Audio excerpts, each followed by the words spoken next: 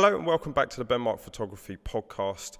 I might actually rename this soon. I might actually have a bit of a purpose to what it is. Anyway, so today I've got Reece Hallard with me, who is someone who I've seen grow leaps and bounds in the last few years. His confidence is always sky high, but actually it's just the way he takes action and puts things into process.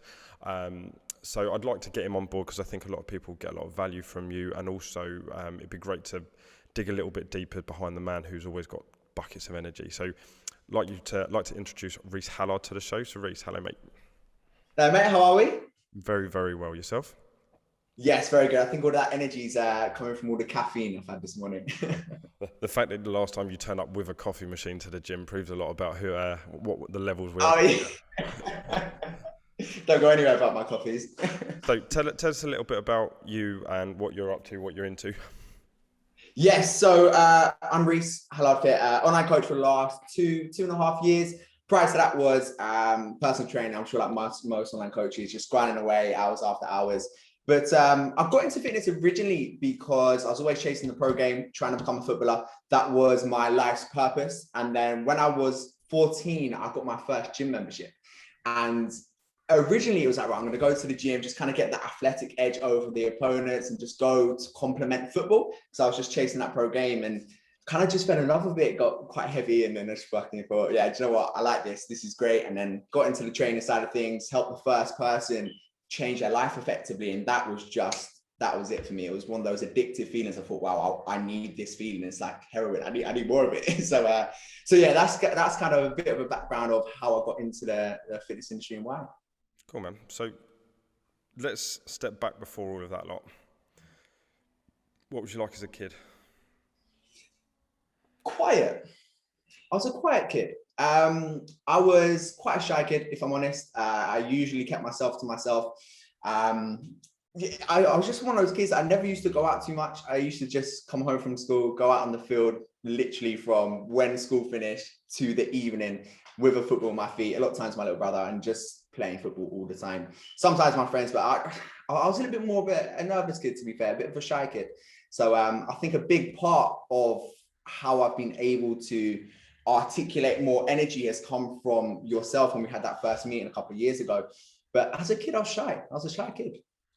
So, and do you have any idea why that was like that, and like why you were in that place where you just felt shy and didn't push yourself out there? I think I'm naturally introverted. I think naturally I like to keep myself to myself, but it probably did stem a bit from confidence, I guess. Growing up, a lot of kind of comparison syndrome, I believe, especially from more of the football side. So I would say probably stemmed from there. So a lot of my confidence and a lot of not much confidence came from football. So as a youngster, I went on lots of trials with professional clubs and stuff, and a lot of the times I didn't get in. So I think that kind of time and time again of getting a great opportunity and not quite making the cut, and then getting another great opportunity and not quite making the cut. I think potentially that could have had a bit, or as a byproduct, could have a bit of a knock on confidence. So I think potentially it could be a little bit of comparison syndrome when I was a youngster, kind of looking at, some friends that are in a pro game, or just people that I aspire to be like, and just thinking, I need this journey. I need to get into the pro game, and where I wasn't, but I knew people that was. I think I was comparing too much, which I guess took a bit of a knock on the confidence. It's obviously being a football fan myself and playing football as a kid, like I can obviously understand the whole, like, you just love playing the game, and if you can play it at the top level.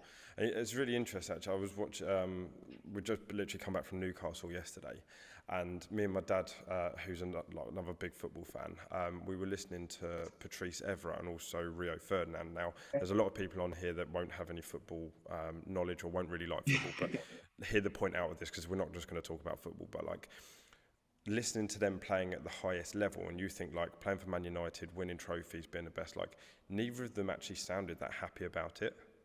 Like neither of them sounded absolutely. like because they were just so driven to be the best that they couldn't spend time to stop and celebrate it. Yeah.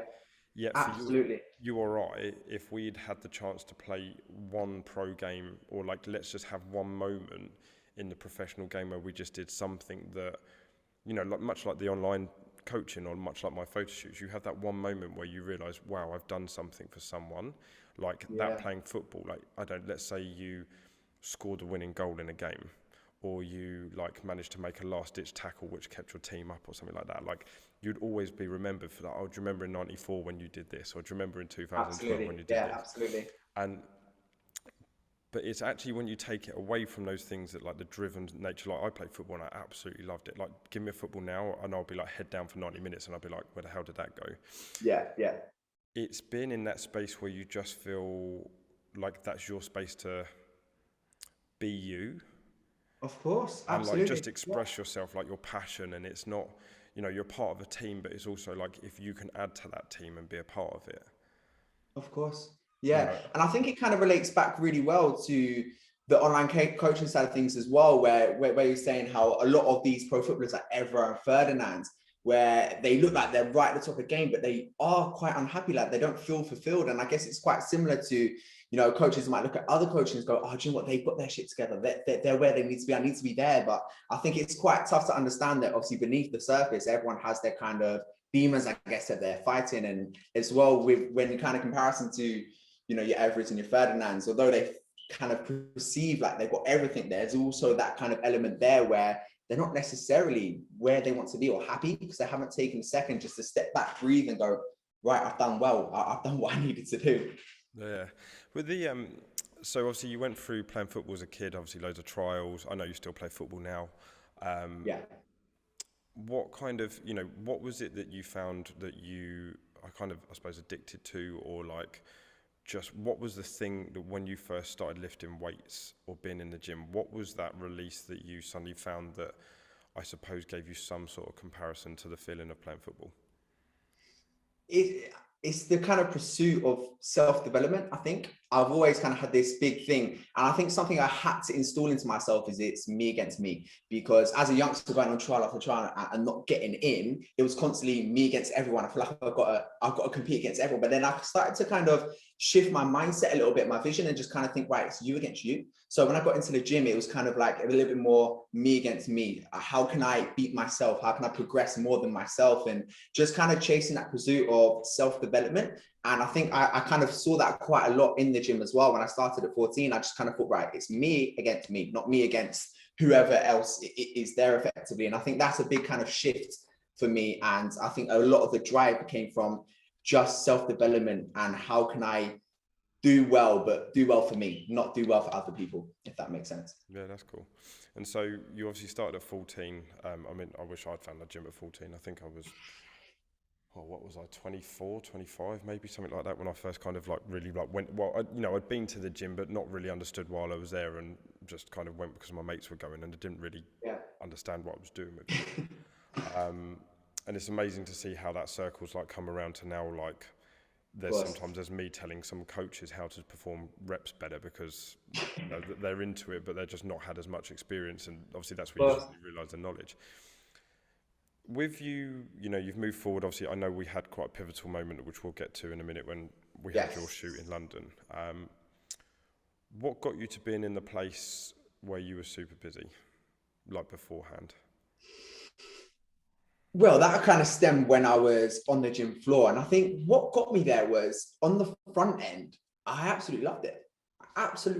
And I think where I enjoyed it so much, I guess I kind of left a good impression. I think word of mouth was a really good thing for me in kind of like the local town, if you will, where I was. And it kind of was a point where I thought, you know what, I kind of always had that, that drive instilled into me from football. So I was kind of like, right, how can I just keep going? But then, as I'm sure it does with most people, it got to that point where it's just, you don't start to resent it, but you just don't start to enjoy it as much, because you're kind of wearing busy as the badge of honor when realistically it was counterproductive. So going back to the question, I think what originally probably got me so busy was just non-stop just driving forward, just thinking, where does the next plan come from? How can I just continue to drive this machine forward as much as possible? So I'll probably just say it was obviously word of mouth, but just kind of that internal drive when I started to compete against myself, I guess. What makes you so driven as you are? I would probably say it stems from as a youngster in football. I think for me, it's just when I was youngster, just always wanting to just chase the highest level of what I was doing.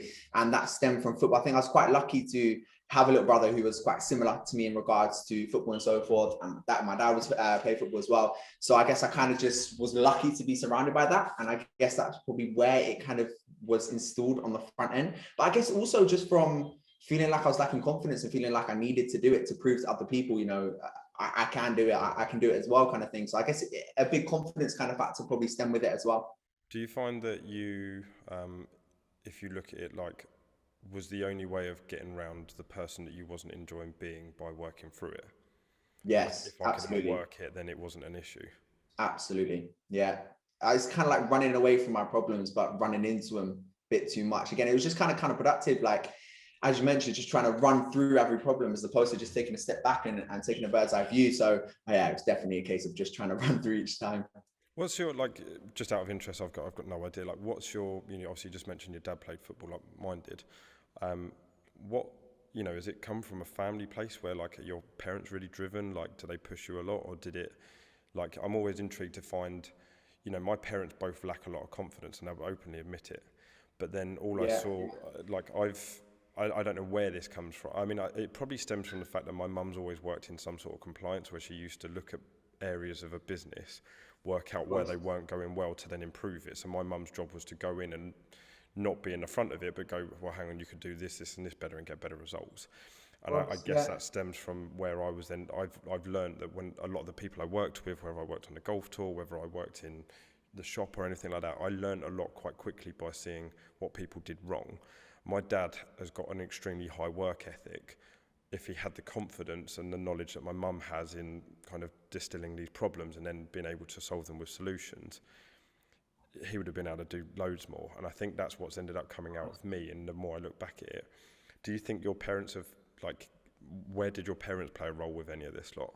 Yeah, I think massively. I would say my father in particular, he was, so growing up, he basically started a business when I was quite young. And it was small. It wasn't necessarily anything big. You know, we didn't really, I wouldn't say we struggled as much, but we weren't doing well effectively. And just watching him effectively, because he now does very well in the business world. And before he didn't at all. And just kind of watching his growth, I guess, as a youngster, just kind of seeing it subconsciously, not, you know, when you're 7, 8, 9 years old, you're not looking at it and trying to go, oh, can I learn some business? It was more so subconsciously taking it in. And just, I guess, over time, seeing that and just kind of seeing, I guess, his progression as well. I guess that did have a big knock-on effect to mine. So I would say that that's probably a big kind of kickstart, I guess, just kind of seeing a business going from nothing and then just gradually and incrementally over time, just growing and growing. And I guess that's probably a big kind of factor to it as well. And so obviously you've moved forward. You were super busy with the one-to-one coaching. We had our shoot in London. You just wanted to get some content. Mm-hmm. What initially forced you to book that shoot? I wanted to breach into the online game. I felt like I hit a ceiling with PT, and I just felt like, you know, there's only so many hours in a day. There's only so many people I can help. I can't do this all the time. So I thought to myself, going into the online game, I knew social media was a big part of how I can grow that business forwards. And to be honest with you, didn't have a bloody Scooby, didn't have a clue what to do. So I thought, right, let me kind of get in with you, because I was trying to create content, and I'll be honest with you, I was struggling, I was scrambling with that. I just didn't know what to do. So I came across yourself. Do you know, I'm not even sure how I did, but I'm bloody glad I did. So I came across your stuff, and I thought, yeah, do you know what? Let me just try and get a bit more professionalism to my marketing. And I thought it was clear as day, you were top dollar what you did. So I thought, right, if I can just get in with somebody who's top of the game, that understands marketing and can really pull a bit more potential out of my marketing, that would be great.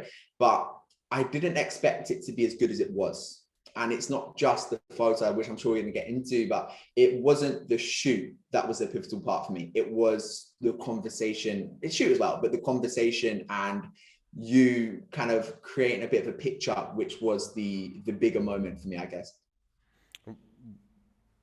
So explain more on that. So when I look at a photo, for example, it was up in the Shard, like you got the Shard in the background, amazing photos. I don't even look at that photo and think, oh, cool photo. I look at that photo, remember the conversation of, we finished the shoot, and before, I didn't like being on camera. I hated it, to be honest with you, mate. Yeah, as you probably remember, I was all over the place here, you know, trying to smile, and I'm thinking, where the fuck do I look? So I think, just you being able to kind of pull my personality out of an image, which I have never been able to do. I mean, if you look at photos of me as a kid, I'm trying to smile, but it's the most awkward thing you've ever seen. So I think just you being able to kind of pull that out of me, then not only is that kind of gave me a bit more confidence from that aspect, but also the conversation after where you kind of just helped me. It's kind of the analogy I use sometimes with clients is like when you got a car and your car's misted, it's foggy, and you just need to put the steam on and just clear the vision a little bit. That's the way I saw it, is effectively you just kind of show me my own potential, because I guess back in my mind, I knew my potential, but I guess I was trying to block it too much, I guess. And I was in my own way. So I think you just showed me to get the fuck out my own way and just kind of go, look, this is what you can do. If you branch here, here, and here, this is what you can do. And I remember saying to you, it's more of an excuse in hindsight of, yeah, no, I'm going to do it, mate. Yeah, I really want to do it. But, you know, I've got such loyal customers that have been with me since I was 16 years old. And I feel so bad leaving them. You know, they love one-to-one PT and I can't leave them. You said, look, mate, this is the ceiling. Like, you're going to keep rocking into the ceiling. Then I remember you saying that. So I went away, thought about it. And I think you messaged me a week later. And that was a really big thing for me. So I thought to myself, you know, you didn't have to follow up with me. You didn't have to message me and say, did you do what we spoke about? That was just coming from you generally giving a shit about me and my business and what I can do with myself. And I know you do that with absolutely everyone you work with as well. And I think that's why you're the best at what you do. And I remember you following up with me and I thought, do you know what? I've got to do this. I know I've got to do it. And I think it was about 2 months later, I dropped you a message and said, mate, done it. No more gym floor, fully online now. Thank you for, you know, helping me see the light effectively. But yeah, that I think it was a follow-up in particular. I thought, do you know what? He didn't have to follow up with me. He didn't have to drop me a message and see if I've done it. He didn't have to, you know, see how I found the shoot, or he didn't have to say, you know, off the back of that conversation we had, did you implement it? You didn't have to do that, but I thought, do you know what, that was really, really good, because that kind of gave me a little bit more of a rocket up the arse and thought, do you know what, let me just get this done. And that was a big pivotal moment for me. So when I see those photos, it actually puts a bit of a smile on my face. I think that's not, you know, a cool photo with the London background and Shard. And I see that photo as that day changed my life. If I'm honest, mate, that day changed my life pretty much. So that was a big moment for me. So just give me a little bit about Reece on the gym floor, Reece doing what he's doing now. We're not talking figures, we're talking like, what have you become from the challenges you overcome? Like, obviously you invested in coaching, I know you worked with Adam, didn't you? And then you went on to like a few other people. Yeah. What would you say is like probably the 2 or 3 key differences now from who you are now to who you was as a busy gym floor PT? I would say one thing is the difference, or realizing the difference of working hard and working smart. I thought working hard is smart, you know, that's what you got to do. But I think I realized the difference of working hard and working smart. I also realized the power of self-investment. So kind of investing into mentors and coaches, and it's the little things that you don't have to invest in, where I highly recommend it, your own coaches and business mentors, but investing into a book, investing your time into learning on YouTube and whatever it may be. So I would say self-investment was the biggest thing. Me investing into coaches, into mentors, into books and courses, it really helped my knowledge. And I think from that, by that giving me an abundance of knowledge more than what I had before, or helping me see the light a little bit more, I think that really gave me more confidence. So I would probably say the reason I didn't jump from PT to online originally was confidence. I didn't think I could. I thought I was too young. So I was fully online at 20, I believe. Oh, no, 21, sorry. And I thought, I'm too young, I can't do this. You know, everyone else is, 24, 25, 26. I can't do it. And I think I would say limiting self-beliefs and confidence is one thing I had to overcome. And I would definitely say a pivotal part was self-development and self-investment. I'd love to lean on this a little bit, because I think a lot of people don't realise what it is, but also I want you to give a bit of context to it. And hopefully you're okay with saying this, right? Of course. So give me, just because obviously I know from my side of things, a lot of clients, a lot of coaches will listen to this, and I'm not asking you to tell me what revenues you're making or anything like that, but what I'm trying to get the point is, I know some of your clients will listen to this, and some of the coaches that you coach will listen to this. From Reece that was on the gym floor to Reece now, what financial like things have you, how much have you invested into you? Oh wow, a lot. And call it out, like, because obviously that, you only invest into you what you bring into yourself, because obviously that's the only thing. Yeah, I mean, from when I went online, I would say I've been investing in myself every month for the last couple of months, but I found first return on investment every single time was tenfold, every single time. So the way I kind of saw it is the more I can make, the more I can invest. And the more I can invest, the more I can help my clients. So that's the kind of way I saw it. So just kind of investing into, I would say, near probably 2,000 a month into the business, into self-development, into multiple coaches. And I'll probably say that would be a minimum, because I just think every time I've done it, the return has been tenfold, not just from a financial standpoint, but also from an impact standpoint, because as coaches, that's the most important thing, right? You need to have the impact on the person.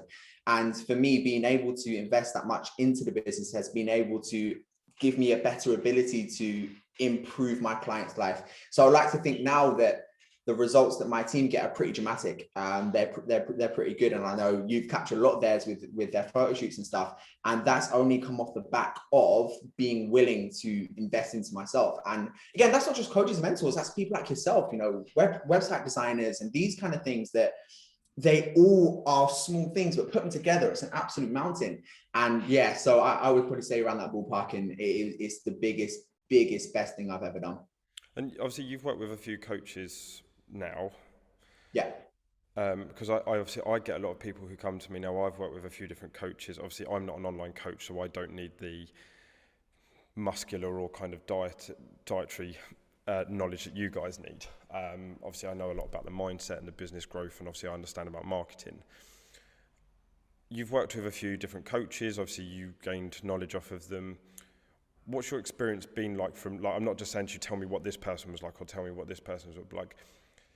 It's almost like, I suppose, if you put it into the context of like, as a male or as myself, I've been with a few different females, so I understand what like different varieties of things in quite, like whether like some people are into their health, some people are out into like clubbing, some people are into like, I don't know, like house decors, whatever it is. You're with a lot of different people and you learn a lot of different things, right? Yeah, as you've worked with business coaches, you've learned a lot of all of these things. What has it given you other than just knowledge? Confidence is the big one. I would say confidence is a big thing, because sometimes I guess you just need someone to go, you're doing well, mate. Keep going. Because sometimes, as a coach, it's quite easy to sit there and go, I need to do more. There's somewhere that I can do more. And sometimes it is needed just to say, just relax, breathe. You're doing well. Just breathe a little bit. So I think confidence and just someone reminding you to relax a little bit is a big one. But for me as well, so you've got the knowledge side of things, little things like understanding different systems. So kind of going, when you're trying to give the maximum to your clients, also what else can I put into the business? What else can I offer as a service? And having that kind of mentor there to show you, why don't you try this? Have you tried that? Why don't we do this? And that can help the team massively. But I would say accountability is probably the biggest one. It's kind of like similar to what we do. Effectively, we are holding people accountable. It's a big part of what we do. And that's from a business aspect as well. Somebody holding you accountable, say, right, this is a task, I need it done by this time. And it's quite similar to, accountability is holding you to a higher standard than you hold yourself. So just being held to that higher standard from an accountability standpoint, I think it's been an absolute game changer. It's interesting because I always see it that the investment I've put into coaches, it's just been like having more resources to lean upon. Yeah, absolutely. Absolutely. Like you suddenly look and go, oh, what did I get? Like, I worked, for example, with Mark Coles back in the day, like a couple of years ago, and what he brought out of me as a human has impacted my business more than I'm going to lean on it in future podcasts, but like there's so many personal things that I've helped people achieve from understanding a better version of who I am and what I need to be to help people. It's having the confidence to say to someone like you, I saw the potential you had in you, it was just focused in the wrong direction. And that's just refocusing that and giving you, when you can picture something, you go, oh, actually, I could go from an online coach, in-person coach that's making $3-4 grand a month to then, oh, actually, I could be an online coach and change people's lives around the world, but potentially have more time and make more money, or, just have more freedom, whatever it is. Obviously I know Adam Haley very well. Like, I know he's like so good with his systems. Like, he's called me out a couple of times going, dude, you need to be better with this, you need to be better with that. And it's like, I'd rather have the frank honesty of someone going, this is what you're doing wrong, so then you can fix it. Whereas so many people go, I kind of don't know I don't want to be told what I'm doing wrong, because then I'm failing. And it's like, well, yeah, you are failing, like, but don't look at it as failure, look at it as you can correct it. But you know, the way I see that as failure is the most important thing. I think failure is amazing. And I think that's the biggest thing you can do is fail, and fail fast and fail forwards. When did you Because the only way, learn that? Because you weren't very confident as a kid. When did that failure become a thing that you actually wanted instead of scooting away from? when I started failing shit ton when I was younger. So it was from that aspect, I say failure, but then I would say a big part of it is I saw every failure as a huge setback, as I'm not worthy, I'm doing something wrong. And I would say when I started really delving into self-development, so podcasts, books, surrounding myself with the right people effectively, and just learning and understanding that every time you fail, it's a lesson. Like if I fail at something, the way I see it is I now know something I didn't know yesterday. So if I now fail at something, I now know something that yesterday I didn't have a clue about, which means the next time I'm armed with more knowledge to do better. So for me, failure is a huge, huge pivotal part of anything, of self-development, of business, of absolutely anything, because it's just a lesson for me, I think. And that's why I try to fail as often as possible. I like failing because I learn. And I think people need to not be afraid to fail. I think that's the biggest thing as well. Yeah, that's amazing. Okay, Reece that I met on that first shoot. Yeah. Reece that's now getting coaches come into him saying, can you get me results? And like, I know we've had conversations about the next step forward. How does it feel now to have coaches reaching out to you and wanting to learn from you because they've seen your growth? Yeah. What would you say to the Reece that I was talking to on that first shoot? First things, take more risks, or I say more, take quicker risks. I would say I was dwelling on the risks that I knew I had to take. So for example, me going fully online, it was inevitable at some point, but I was just delaying the inevitable. So I would say take faster risks, because that's going to be the quickest way that you can step out of your comfort zone and develop. But yeah, what would I say to him? I would say a big part of it is stop trying to make things perfect. It's kind of similar to what we say to our clients. There's never a perfect time to start. And I think we're always looking and waiting for the perfect time to do something. And I know it's a lot of coaches that, I coach, for example, that, ask me certain advice and help. And it's like, if they want to get a new system in place, it's let me get that perfect, then I'll get it out there. Or let me just get my physique perfect, then I'll promote it. And it's like, just promote it, make it perfect later. Get it out there, get it done, because what you think's perfect now, 6 months time, you're gonna think that's a pile of shit, I need to do it again. Like, I know there's so much parts of my systems that I thought were perfect 6 months ago. I thought, I've nailed it. This is absolutely spot on. Now, change the whole thing. That's not perfect. Now it's perfect. 6 months time, now it's perfect. There's never gonna be the perfect time, the perfect system, the perfect physique. Just do it and refine it later. That's what I would tell myself, because I was waiting. I can't go online yet. I don't have it perfect. I can't book in a shoot yet. I don't have the perfect haircut. I can't do this yet. It's not perfect. So I'll say just stop waiting for things to be perfect. Get it done and refine it later is what I would say is the biggest thing that I would say to myself. And also, like, the other side of like the perfection side of things is that I've put it to someone that it's like, imagine you bought a house and you painted it and you decorated it and it looked incredible, but you never had the keys to the front door. Nobody ever Literally, yeah. So you've got this perfect I like that. I'm gonna steal that one. when someone signs up with you, like, they're going to get this and they're going to get that. But the problem is it's so perfect that nobody's ever seen it because you've never told anyone about it, because you've been so busy building a perfect system. And it's okay if you've got another income coming in. It's okay if you've got another thing to put in place. But wouldn't you rather actually just focus on doing the things that your clients need instead of what you think they might need because you don't know yet, because you haven't done it yet? Exactly that. Yeah. And it comes back to failing, I guess, as well. It's just trying a new system, doing really, really well at it, or thinking, you know what, that don't quite work. Let me do something better. And then now, yeah, that works well. That don't work well. Now let me change it. Let me do something better. And all the time we're kind of waiting for the perfect time to introduce something.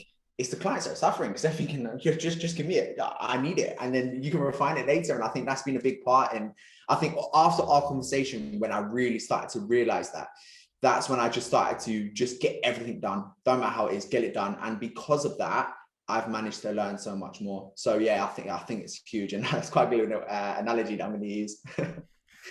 Okay, I'm going to ask you two in-depth questions here. What is your best trait? What is the best thing about Reece? Um, What's the one skill that you've got that you're just so thankful that you have? I would say I don't want to say the ability to fail. I would say I'm fearless in failing now. I would say my best ability is being fearless in failing, which means that I can develop much faster. I would probably say that's the best trait that I potentially have, I think. What's the worst thing about Reece? My hairline. No, I would probably say the worst thing is probably going to be getting in my own way. So again, a lot of times, and I can say it in hindsight and go, yeah, you know, waiting for the perfect time. And, you know, sometimes I do it myself, and sometimes I'm trying to make everything perfect myself. And I would say sometimes I get in my own way from a confidence standpoint. And I would just say kind of getting out my own way sometimes can be a trait that I have a little bit too often. So I would say worst trait is just getting in my own way. If you, I heard this in a podcast the other day, so I'm going to use it on you because I thought it was brilliant. If you were sat on the end of your bed saying the one thing that you are terrible at, which you just said is getting in your own way, what would you do to overcome it? Because you just told me you're fearless in taking risks, but you're also still getting in your own way. What would I do to overcome it?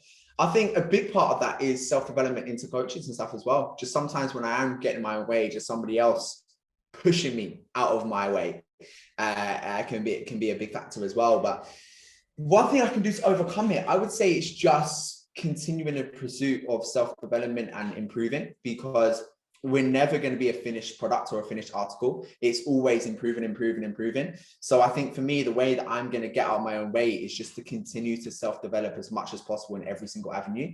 And I don't know if I ever will completely get out of my own way, but I know that I can start to push myself to the side that little bit more. That's good, mate. I like that. That's good. Out of interest, what does Ben Mark photography mean to you? It's definitely more than photography. I think that's the first thing. It's definitely more than photography. I would say it's the pursuit of unlocking your potential, I would say, because what I've realized, not just with myself, with the clients that's worked with you, with the coaches that, you know, have now invested into you, I would say the amount of potential they've realized from their self working with you is unbelievable. And I wouldn't just say it is like getting great photos and thinking, oh, hell, I don't look too bad there. That's all right. I don't think it's just the fact of having great photos. I think it's just understanding, wow, I can do that. You know, I can get in that shape, or I can have the confidence to book in a photo shoot and get that done. So I think, and not only that, is you have a wonderful way of bringing out people's personalities and potential as well through conversation. So I remember our group shoot I done, I had a good, pretty much all of the clients messaging me after saying, I want to do so much more. What's the next thing? You know, I've done the shoot, amazing. Now let's do the next thing. I think a lot of that comes from your conversation and showing potential. So I would say Ben Mark photography means to me unlocking your full potential. Okay, one last question. Go ahead. What's the next thing for Reece?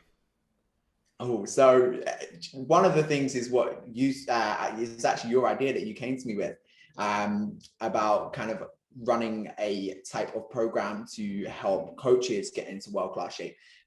Main reason I want to do that is because I've actually recently worked with a few coaches on my coach program, and the success story from it is amazing. It has literally been unbelievable, from not just getting that person more better shape and confidence that they can then use in their business, but just it's that kind of addictive factor of watching them develop. And I think because the success story has been so good with it, and I know you obviously brought the idea and you planted that seed in my mind and thought, oh, fuck's sake, I don't have to run away with this now.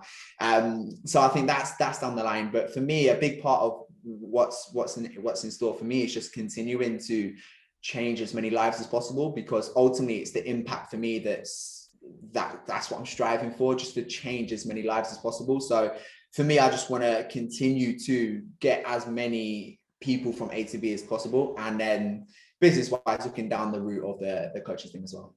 That's awesome, mate. Where can people find you? So LinkedIn, Facebook, and Instagram is just Hallard Fit. And I have a podcast on my own starting soon. this is another bloody example of me trying to get it perfect. I live my office is next to a country road. So every time someone drives past, it's really loud. So I'm moving to a new office next week. So podcast is coming soon. But for the meantime, just Hallard Fit on all the social platforms. That's awesome, mate. One quick thing. So, go ahead.